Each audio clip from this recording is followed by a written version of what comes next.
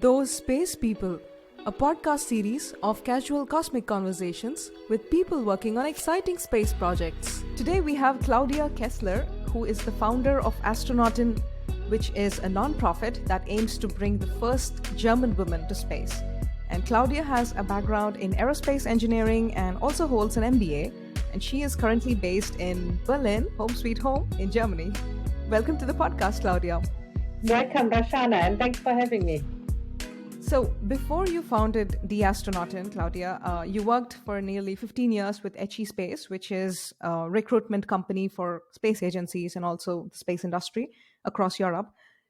I'm really curious about your key learnings from this experience. Could you perhaps talk about that? Yeah, I loved my time as a manager of a small, medium-sized company. I was able to grow it from 30 to over 200 employees, which was really a very nice challenge. And I had the freedom to run the company after the values that are important for me.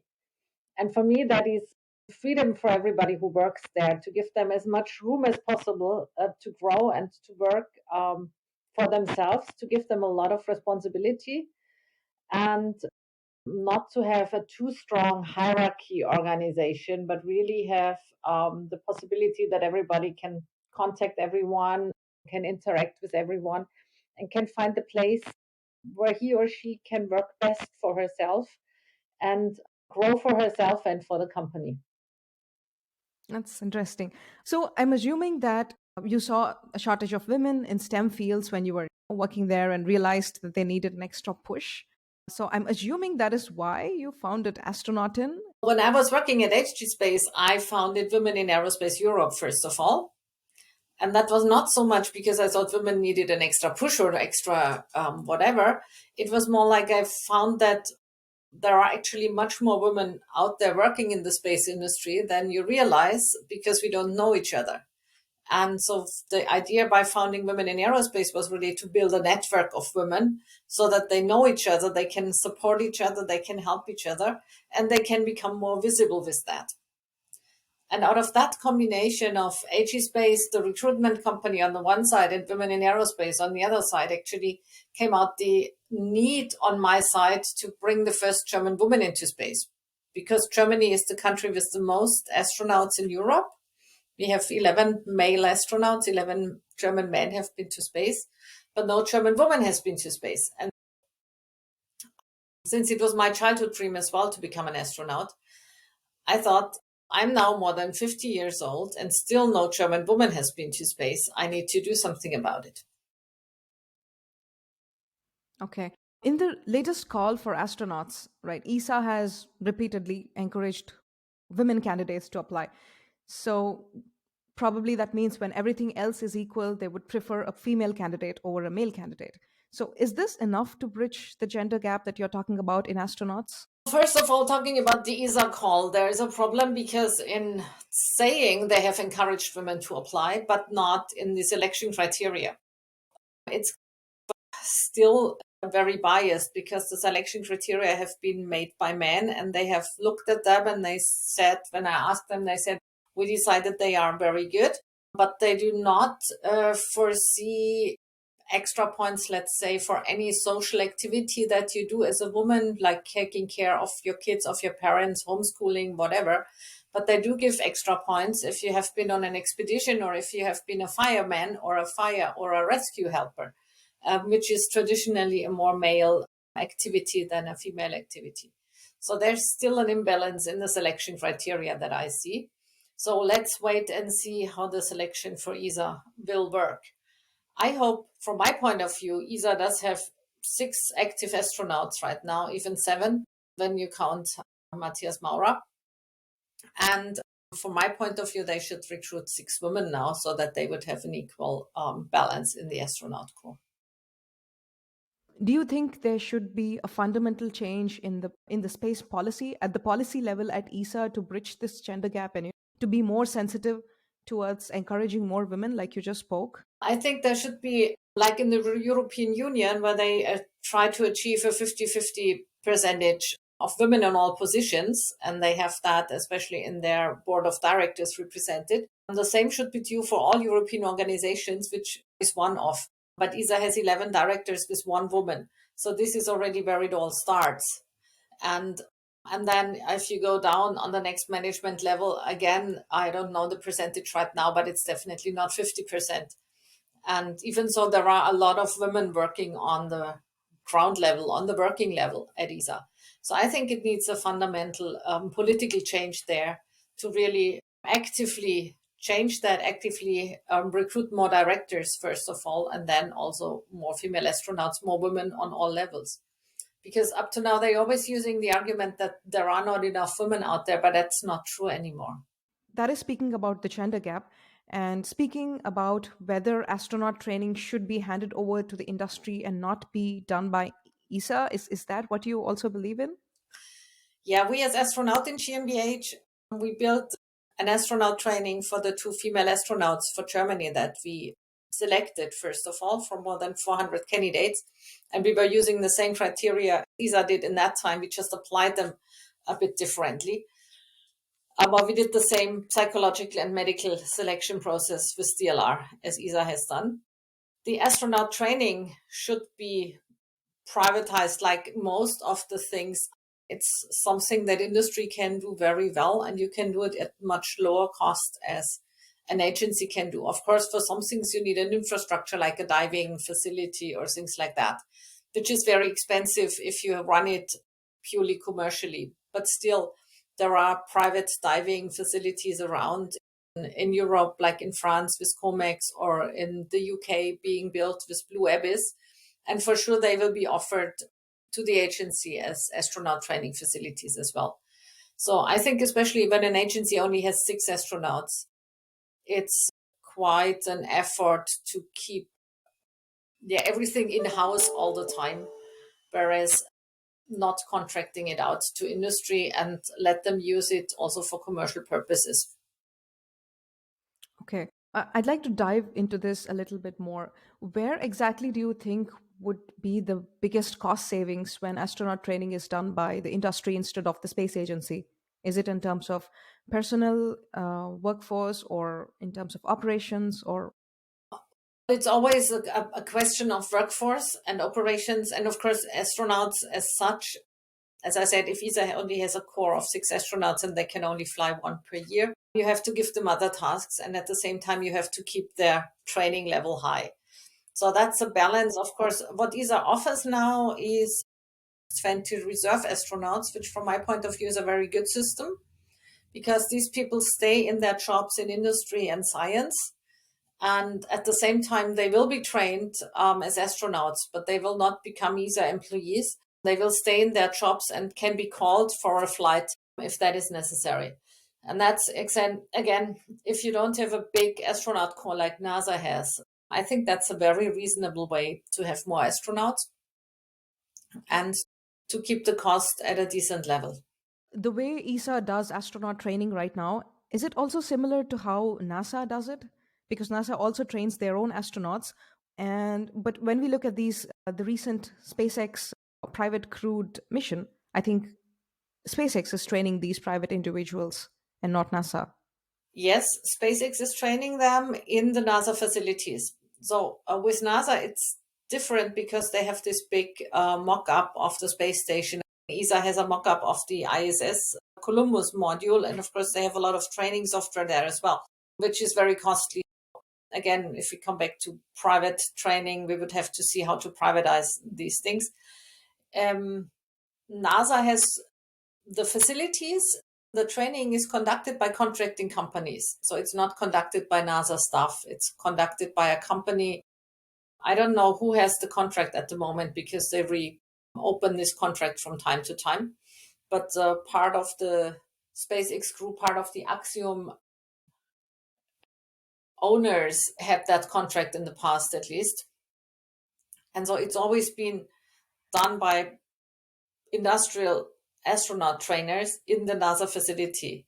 And so Axiom is using the NASA facilities as well for their training, but they will also be building some private training facilities.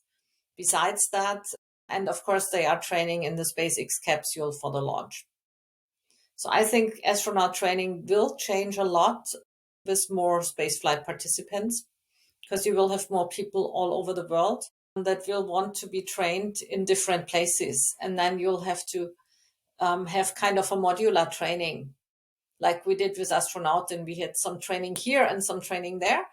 And they were working in their normal jobs, in their day jobs during that time as well. And then they took some time off to train, for example, the diving training or the centrifuge training or those trainings that really are time intensive. Okay, that's very interesting. And what is ESA's perspective towards all this? The whole astronaut training getting privatized and distributed across the world. Are they ready for it? Are they expecting it? Or what are their what is their I guess that's something you would have to ask ESA and not myself. But from my point of view, they're far away from that. They will keep it in-house and do it at the European Astronaut Center as they have done it in the past. Okay, that's interesting. Then I'm assuming they are not really very pleased with Astronaut in that case. Yeah, they see it from a different point of view. Let's say they're not open for any commercial activities yet, which I think it's a pity because, yeah, as I said before, we could do things, of course, at a different pricing level. And in different pricing level, can you give a ballpark estimate in what percentage reduction of the cost? Well, that's hard to say because I don't know the overall training at ESA, the cost on the ESA side, and which is harder to calculate than our training was to calculate. So I don't think that I can do that out of the blue. Okay, sure, of course. Yeah. May I ask how much it costs to train one astronaut at the Astronautin? No, you cannot, because we had a lot of in-kind contributions, which we did not calculate.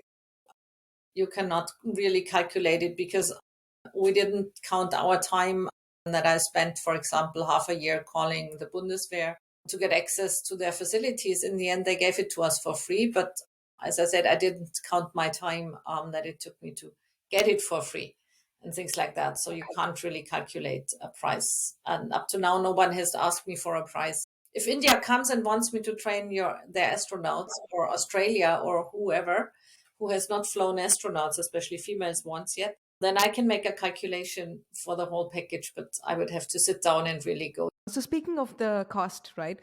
For the latest SpaceX commercial crew mission, there is a billionaire businessman, American billionaire businessman, who sponsored about 5 private astronauts.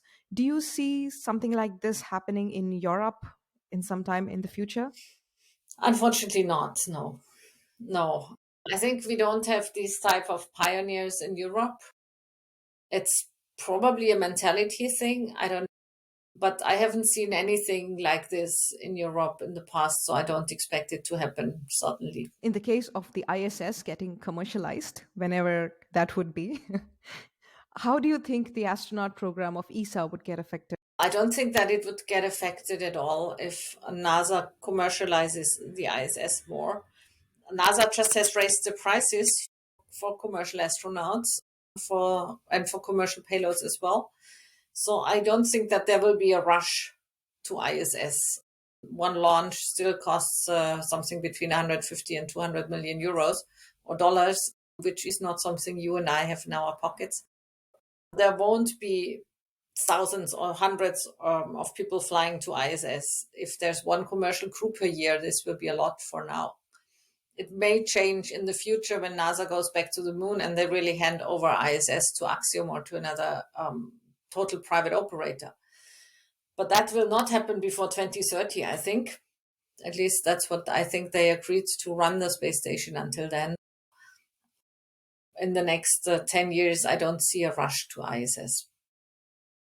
Okay, that's interesting.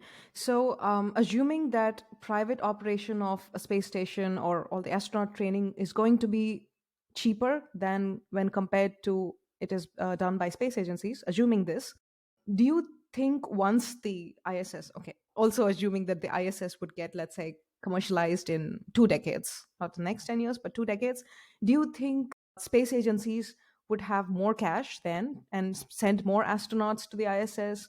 Or would they prefer to spend that money somewhere else? Or how do you think the whole perception of having crewed missions would be?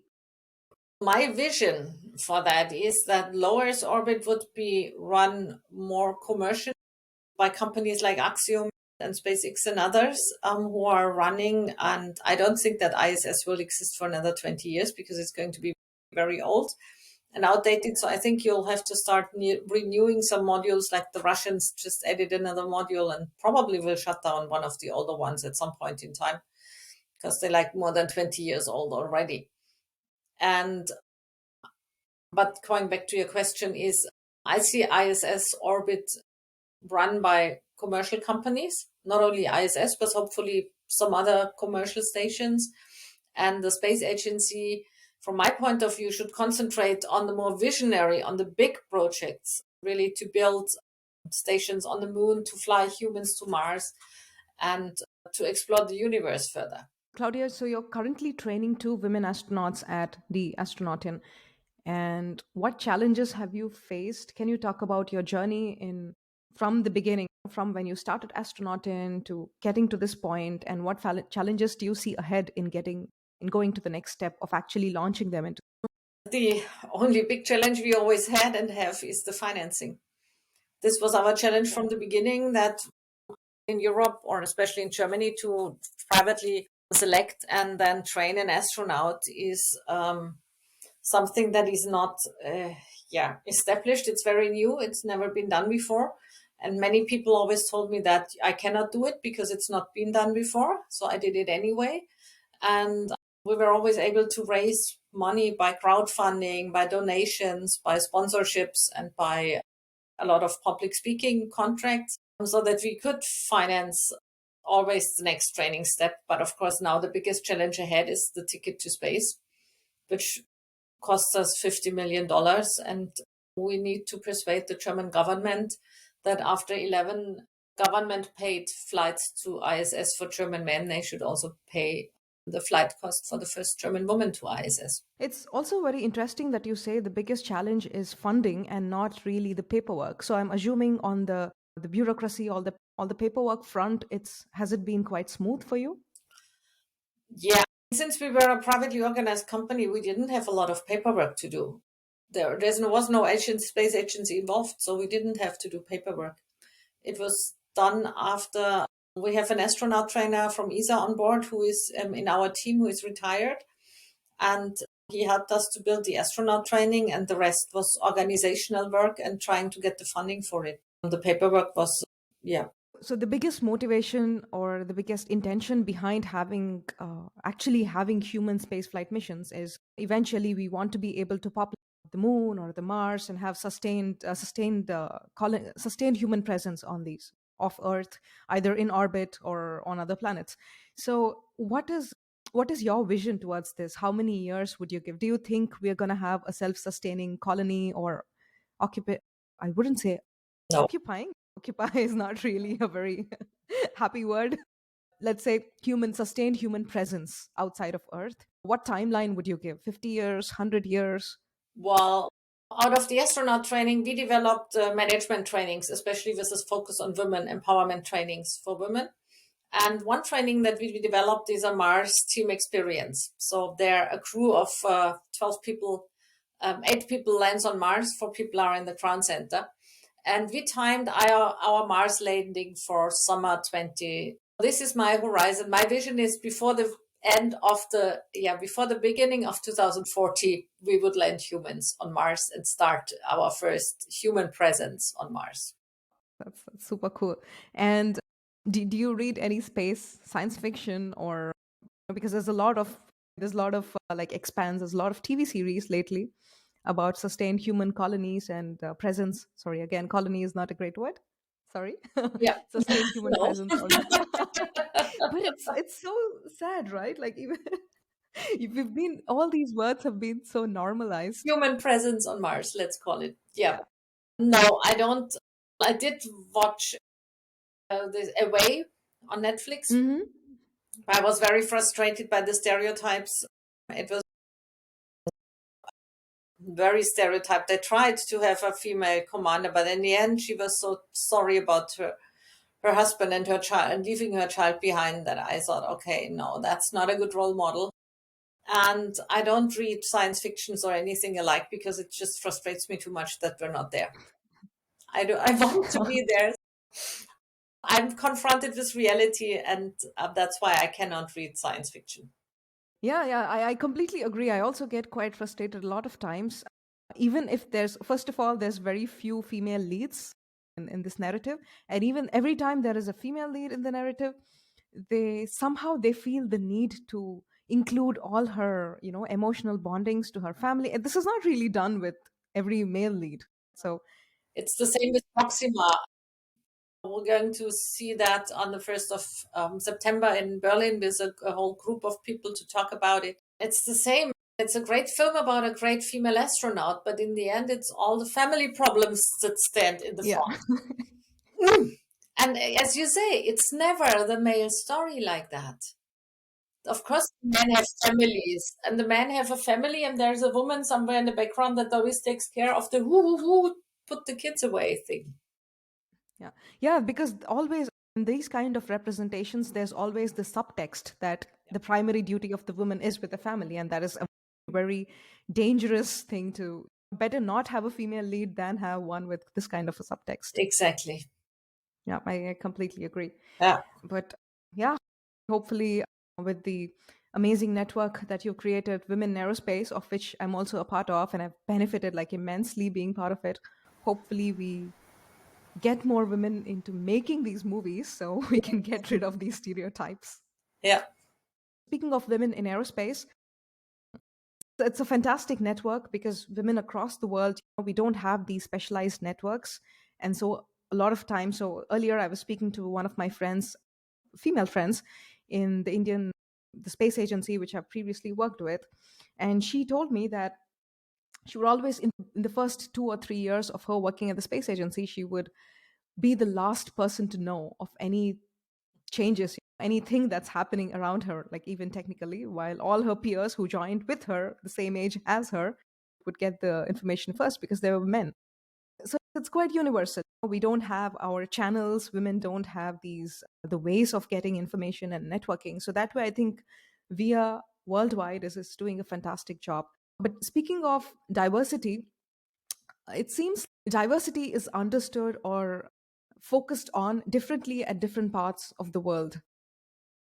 It seems like mostly when we talk about diversity in Europe, we usually talk about men and women. So it's quite binary. But then sometimes in the US, diversity means it's slightly larger. I have a feeling, at least when we look at popular media, right? So they talk a lot about LGBTQ and it's slightly larger. And if we zoom out a little further, it's about racial diversity, inclusion of people, including people from across all walks of the world, all geographies, all paths.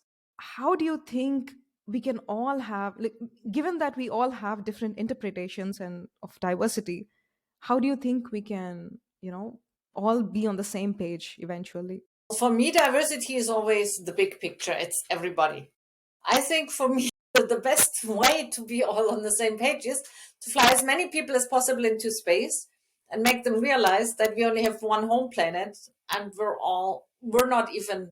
Diversity is something good because the more diverse people you have in whatever group, is it a space mission or a project on Earth, the more different views you have and the more broader you can solve. I think in Germany, most of the people that I know who are active in creating diversity in companies or educating companies in diversity, they see it from the total point of view that you described also for the US, the racial as well as the LGBTQ as well as the gender diversity. And I think that's how it has to be seen. It cannot be focused on just the man-woman thing. It has to include everybody perspective. Nevertheless, sometimes you have to start somewhere. And then if you have to start somewhere, and this is again in Germany, you have a lot of companies, again, smaller companies that sometimes are purely male. I've come across companies that do not have anybody else than white men working for them. And of course, there you start with, besides the secretary most of the time. That's of course where you start with gender diversity first as a first step. and then you try to make them more internationally, and then you try to make them more open to LGBTQ and to inclusion and so on. So it's a stepwise approach sometimes, but I always see it as the big picture. Okay. Yeah, that's a very good point. I totally agree that it's a stepwise procedure. And what I also find very cool is that women in aerospace, they're also open to men and everybody Yes. else. That's also quite cool. Another question I have regarding the Astronautin is, so in addition to providing astronaut training, the Astronautin also does a lot of other trainings, like leadership trainings and other STEM trainings for women. Can you talk about these? Yeah, this was growing out of, we have two companies actually. We have the non-profit company, which has the goal to bring the first German woman into space and to support education and training for children and science. And then we have the Astronaut in GmbH, which is a startup company that was growing out of that. We just finished our time in the incubator of the European Space Agency in Northern Germany, which was very good. We were very much supported there. And we developed trainings for, especially empowerment trainings for women. We started with things like Astronautin for a day, which is a personality training, but we also have a resilience training, we have communication training, and we have a career and leadership training, and we have present yourself training, where it's about your personality and how to be on stage, how to present things. And we started developing these trainings just before COVID-19 started. And we wanted to market them, and then we were all in lockdown. So we had to switch to online trainings, and we developed an online training series, which we call the Moonshot Sessions. The Moonshot is a big vision. It's like improving whatever you do by a big number so the Moonshot Sessions are, again, a leadership training for women. It's 8 sessions, and it's about setting your goals. It's about how to achieve your goals. It's about the challenges you come across when you want to achieve your goals and how to overcome them. But it's also about resilience. It's about fear. It's again about presenting yourself and your goals. It's about conflict management, but it's also about mindfulness and the soft factors that come with it. So it's a whole package that goes over 8 sessions in a 2-week sequence. And we're offering that to the non-space market now. And then our flagship product that we developed is the Mars team experience training called Planet M. And this is what I mentioned before. It's a team training for up to 12 people. They play for a full day a Mars mission. 4 people will stay on the ground in the ground control center, and 8 people will go on Mars. 4 of them outside in spacesuits working on the surface of Mars, and 4 of them in the Mars habitat working as scientists and Capcom and medical there. And this is a fantastic team experience because you are in a totally different setting, and we really set up a meeting room, a big meeting room with Mars floor and Mars walls, and build all the infrastructure there, so that the team really feels like they are acting and working on Mars, and you really get your head free. You open your mind for new ideas, and we offer that also as a visionary training for people who work in design, for people who create new products or new things, for innovation and innovation training, so that people can do the Mars mission like in the morning and then have an innovation workshop in the afternoon and come in with a very fresh mind, full of new ideas, new perspectives, and new possibilities. Wow, that sounds fantastic, and I'm really looking forward to that. But do the participants require an engineering background to be able to participate in this? No, it's open for everybody. It's actually, again, we develop these trainings not for the space industry, but we develop them for the public industry, for people, especially focus on women in leadership positions. Of course, from my background here, I have a big heart for women who are working as a single woman in male teams, because I know how that is. I've been there for 30 years and done that, and I can help them a lot, also coach them with my personal experience and my personal knowledge that I bring with me. But in principle, it's open for everyone. We're offering it to companies, not to private persons on the market. So it's open to companies to book that training for their leadership teams. Great. That sounds really fantastic. Thank you very much, Claudia. You've shared a lot of exciting stuff about Astronautin, and I'm really looking forward to the Project M, to participating in it. And if young professionals or space enthusiasts and students want to reach out to you, what's the best way to do? Our Astronautin website, which is .astronautin.net, or our email address is info@astronautin.net. Again. Okay, that's great. Yeah. Thank you very much for your time today, and hopefully we can meet in person sometime soon. Yeah, I hope so too. Thank you very much, Roshana. I really enjoyed that talk.